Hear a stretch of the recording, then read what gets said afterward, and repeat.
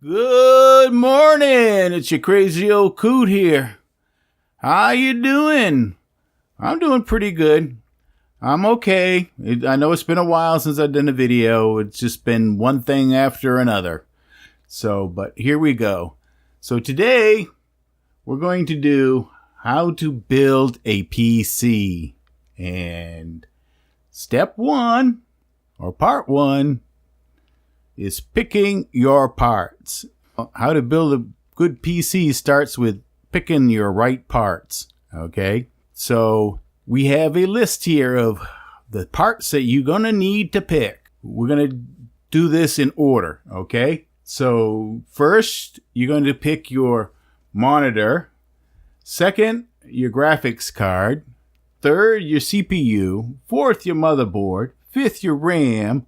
Sixth, your SSD. Seventh, your power supply. Eighth, your case. And ninth, your keyboard and mouse. Okay? So that's the order you want to pick things.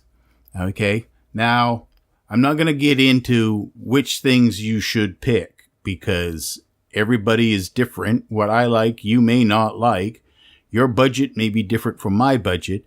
But this is just a general list of things and process that you should go through when you're deciding what parts you're going to purchase to build your PC. Picking a monitor. Here are the list of some of the things that you'll need to consider when you pick your monitor. First is, what resolution am I going to want? Okay, 1080p or 1440p or 4K or, 16, 8K, whatever. It gets a little ridiculous, but for most people, you're going to have to decide between 1080p or 1440p. I would recommend 1440p if you've got a larger monitor, but I've got a 24-inch monitor and 1080p is absolutely fine.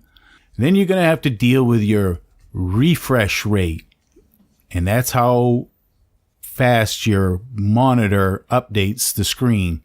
And that's 60, 75, 100, or 144 hertz are the most popular speeds or refresh rates. For gaming, obviously, the higher is the better. So if you're a gamer, you're going to want to look at 1080p at 144 hertz because that's going to be your quickest unless you really want to spend some money. Now you've got your panel types, and this is what makes up the screen. Okay. TN, or twisted pneumatic panels, are the most widely used panels in manufacture of LCD monitors. TN panels are cheap and offer excellent response time, making them perfect for fast-paced gaming. That's what my panel is. It's a TN panel. So you've got pretty good response time. Then you have your VA, or vertical alignment technology, and those are middle-of-the-road LCD panels. They offer better color reproduction and wider viewing angles than the TN panels, but have slower response time. Now you have your IPS in-plane switching panels, which are generally considered the best overall LCD technology for image quality, color accuracy, and viewing angles. They're suited for graphics design and other applications which require accurate, consistent color reproduction. IPS panels offer the best viewing angles of any current LCD technology, with wide view angles up to 178 degrees. So that's just a little bit about the different types of panels. And now you've got the response time. Like it said, TN panels have your best response time. If you're gaming, response time is important. I mean, hardcore gaming, where you're click fest, where you're going to move and respond really fast. Other than that, it's not that important. For gaming, up to 5 milliseconds is okay, and you could probably live with 10 milliseconds because other things are usually going to be greater than that. So it's just a minor piece.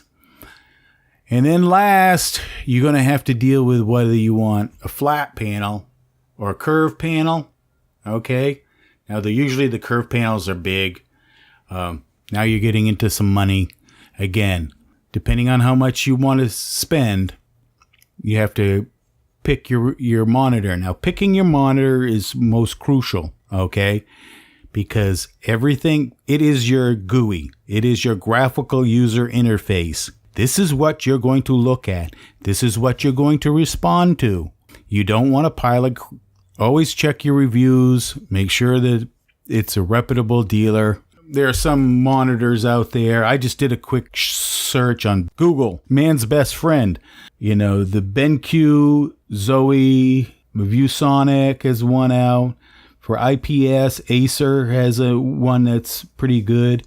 Again, your monitor is what you're going to look at. Now, when you're planning your system, if you haven't got a monitor, this is what you're going to base your whole system off of. Because, like I said, if you've only got a 1050 monitor with 60 hertz and, a 1080 Ti graphics card is not going to really help you at all.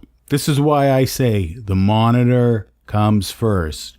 What are you going to use for a monitor? Because that's going to make a decision on what you're going to want for a graphics card. Once you get the monitor and the graphics card, then you're going to want to look at, okay, I need a CPU that can power the graphics card. You pick your monitor, you got to pick a graphics card that will power your monitor to its full extent, and then you got to pick a CPU that will power the graphics card to its full extent. You see the progression here. Okay. Next comes, of course, is your graphics card. Graphics cards are going to be the most expensive piece of your computer. How much do you really want to pay? So you got to look at your budget and see what you're going to have. So in the $300 price range, you're going to get right now a 1060 6GB or an RX 588 gigabyte. These are basically virtual identical cards performance wise. One does a little bit better in some games and the other one does better in some games. And your next step is around your 450, and that is going to be like your GTX 1070. Hopefully by the time this gets out, the RX Vega 56s are around there. I see them on sale now for $499 with a $60 game. If it's the game you want, which happens to be Far Cry 5 right now, that makes, oh, wow, I killed two birds with one stone, and I'm really only paying $440 for my Vega 56, which is pretty much what you would expect for the MSRP. But then again, it should be less than that. It should be around $400. And then you've got the $470 range for your GTX 470s, TIs. Those are a very good card. They're a little bit better than the Vega 56. The Vega 56 is a little bit better than the 1070. So the other thing you have to deal with, and this has to go back to your monitor, like I didn't put this on there, is on your monitor, are you going to use a FreeSync or are you going to use G-Sync? FreeSync monitors are usually about $100 cheaper than your G-Sync. Where this comes into play is if you want a FreeSync monitor, then you need to pick an AMD graphics card. So that's going to be your RX 580 or your Vega 56. If you want a G-Sync monitor, now you're going with the GTXs. Okay. So that's another thing you have to deal with. So that's pretty much it for the graphics card that I'm going to get into today.